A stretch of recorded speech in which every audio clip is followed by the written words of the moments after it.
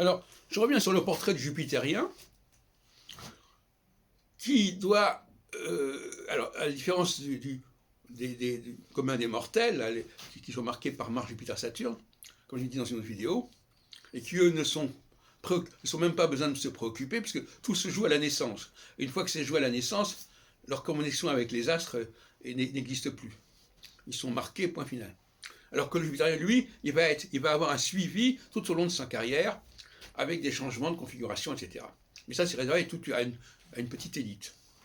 Alors, le Jupitérien, il doit capter 3 niveaux d'information.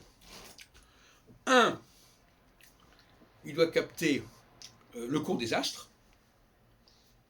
2, il doit capter tout ce qui concerne l'humain au niveau social, toute la complexité du relationnel.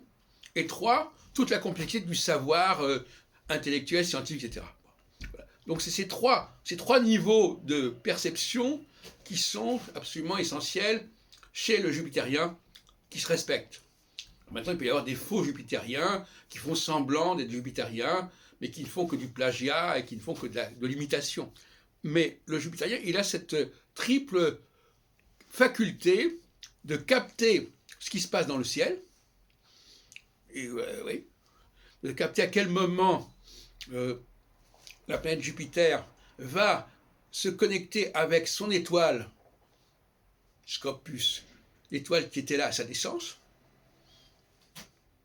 pas à sa naissance au niveau de l'ascendant, mais à sa naissance au niveau du Soleil. Attention. Parce que là aussi, il y a un problème, c'est que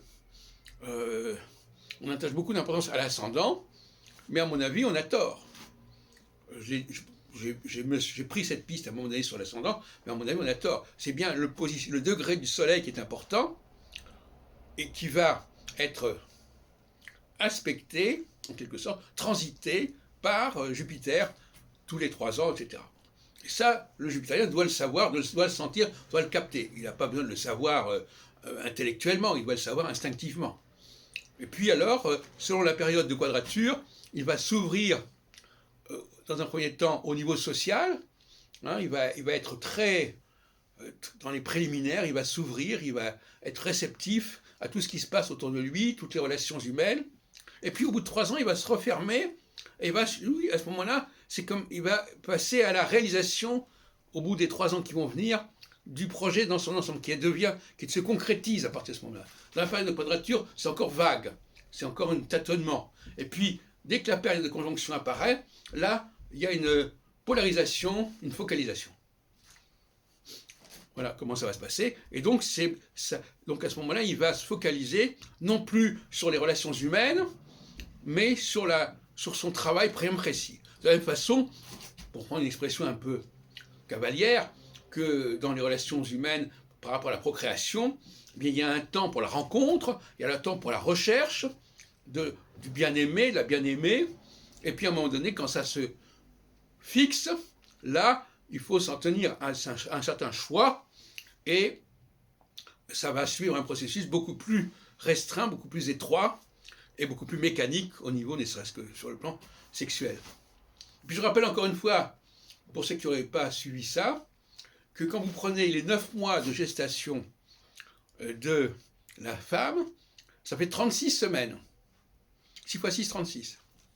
Et que si vous prenez les 6 ans de Jupiter, multiplié par 12 mois, ça fait 72. Et si vous prenez 3 ans, ça fait 36. Bon. Comme je disais l'autre jour à Dominique Trochet, ce sont des choses qui nous montrent bien qu'on vit dans un monde où le cosmos a été organisé par rapport à nous et que certainement on a reformaté le système solaire pour qu'il convienne à notre mode de fonctionnement. Et quand j'ai dit on a reformaté, ce sont ce qu'on appelle les dieux. Les dieux. Bon. Et je rends hommage à Jean Saint-Denis, que j'ai bien connu juste avant sa mort, en 77, je crois, qui s'est beaucoup intéressé, ce qui revient un peu à la science-fiction, qui s'est beaucoup intéressé à ces questions de Dieu, et ça renvoie à l'une la clé de la Bible, les cahiers de cours de Moïse, et même un ouvrage qui s'appelle Les temps messianiques, et un autre qui s'appelle L'ère du Verseau, d'ailleurs.